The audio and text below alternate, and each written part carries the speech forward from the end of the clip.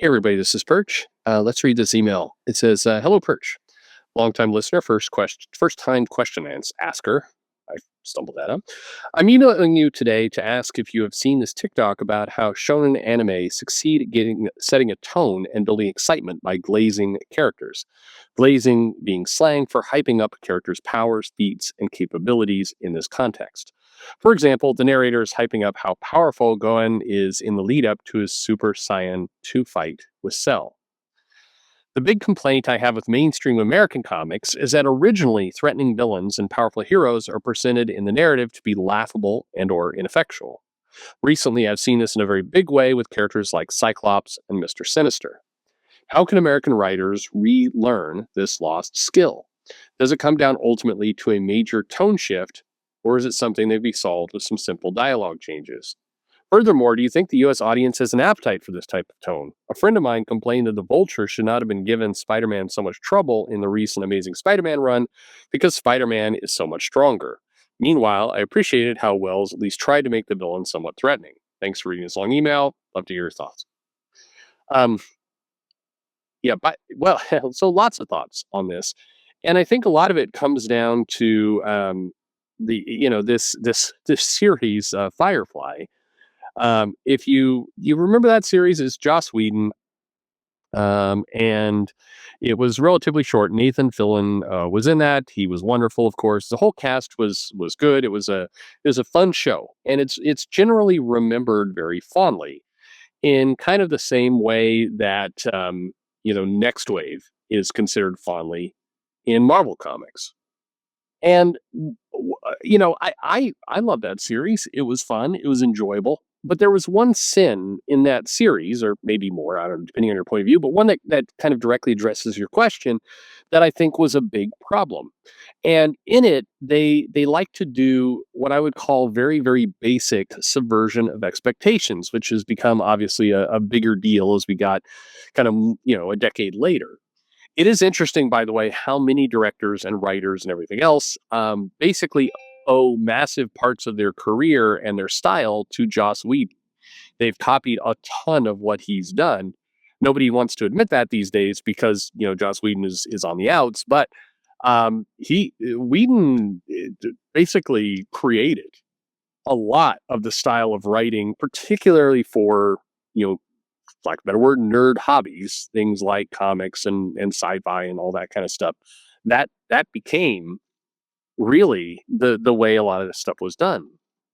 But anyway, there was a scene. It wasn't in Firefly, by the way. It was in Serenity. I think it was in the movies where kind of villain confronts Nathan Fillion, and he's like, "How are you going to stop me?" And I'm paraphrasing, obviously, the scene, but Fillion basically whips out his gun, shoots him, and then just kind of walks off, like, it was meant to be a scene where, they're setting up a big boss fight, and there's a powerful villain here. There's somebody who's definitely going to take on, the hero, and the hero like just pulls out a gun, shoots, and walks off.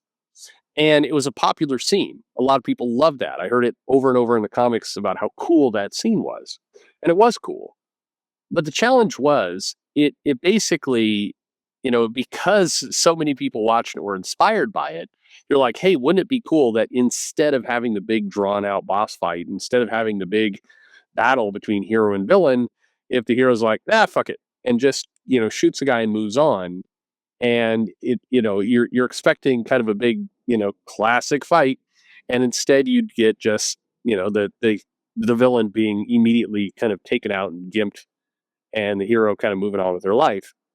And like a lot of things, particularly in comics, that moment got replayed over and over and over. And you see it in a lot of popular writers at the time, Bendis being a huge one who went to the well, and frankly somebody who copied a ton of Joss Whedon.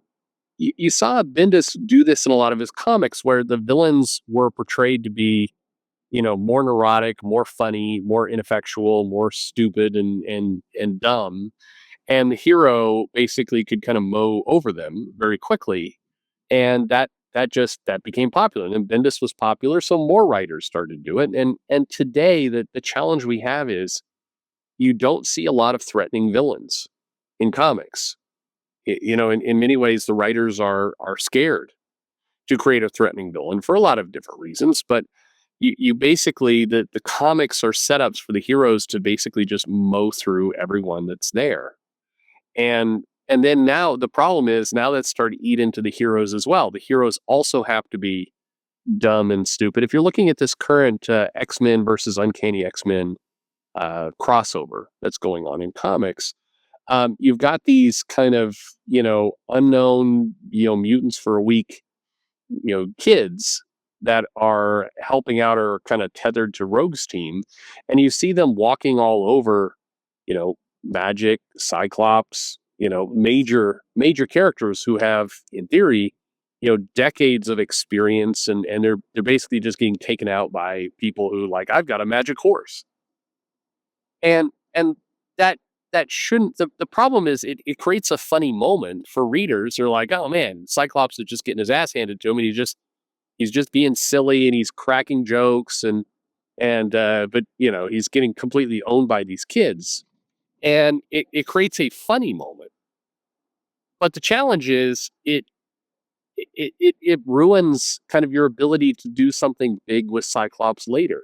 The reason why it worked for Joss Whedon is he was able to kind of borrow from decades of sci-fi and other movies where there were these big drawn out fights and the villains were threatening and all the rest. And it's basically like, you didn't see that coming. Now the hero is basically able to just take this guy out rather than have this fight. It was a subversion of expectations. And it was funny for a moment, kind of just in the same way that Next Wave showing the heroes as kind of, you know, again, neurotic dicks was funny for that comic. But when all the comics are using the same approach, there is nothing to subvert. It actually would be more of a, kind of like your example, because I heard the same things. Of Zeb Wells' Spider-Man run, there were a lot of things wrong with that run. But having the Vulture be threatening and actually cause some chaos and be a villain that Spider-Man had to grapple with and all the rest, is good. Like that's the subversion now. Having the villains be competent, having the hero take something seriously is the subversion.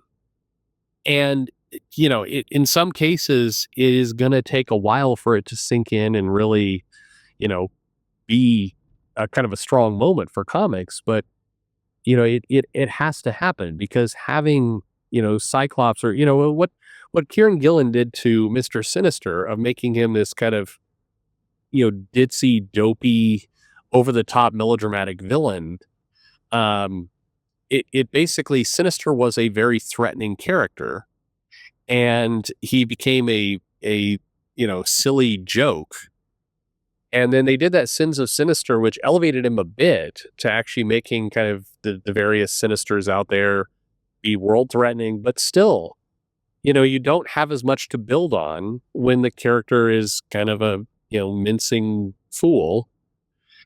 And there's just very little that can be done.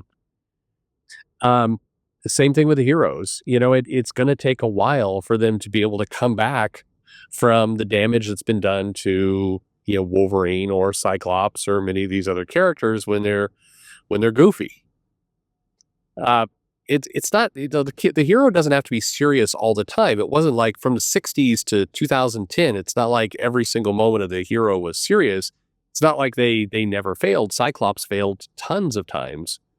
But when you have him just kind of, be portrayed as a joke, it's a problem. So I think the example of what Dragon Ball there, manga overdoes in some cases I'm going to have to take this power to the next level. It is a cliche in and of itself. But you wouldn't see, Deku in My Hero just basically be able to snap his fingers. They set up a big fight with Shigaraki and suddenly he's like, no, LOL, you're just done. Like it would cause so much damage to a series, and that series has a definitive start and end. Like they're not trying to keep it going for, 100 years. And they would still never do something like that because it would just cause too much damage to the property. And that's what you see in comics. So desperately, you have to use this stuff very, very sparingly. You can't just randomly roll and trot out uh the heroes being stupid, gimping the villains, just taking them all out. You can't do that effectively, and have a property that anyone is going to care about. It just causes damage, and it has caused a ton of damage. Anyway, I've talked about villains before, but I mean, it's the same thing as truth heroes. But that's my belief is that you saw in particular, and not that you can blame ever one person, but so you saw Joss Whedon really popularize the subversion of expectations and have kind of these sillier moments between heroes and villains. And it was arguably fine when Whedon was doing it, and the problem is tons and tons of people copying it and not earning those moments. And I think that's the problem with subversion of expectations in general. You have to earn the moment to subvert the expectation. If you haven't earned the expectation, then the subversion just doesn't mean much. And when you subvert everything, then it becomes a new expectation. It is the expectation now that, the comic heroes and villains are dumbasses.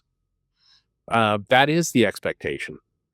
You've got to do a lot of rebuilding of these things. When you look at kind of the response of fans reading the Vulture and going, oh, he should just get his ass handed to him. No, he shouldn't. Actually, the Vulture is a criminal who is somebody who has no problem kind of stealing and murdering and causing a bunch of damage. And so he actually should be a legit threat. He should be somebody that, yeah, Spider-Man may be tougher, but the Vulture is also willing to just murder people. And so he's scary as a result. That should be where the character's at, not this. Anyway, let me know what you think in the comments below. Like and subscribe, of course, and thanks for listening.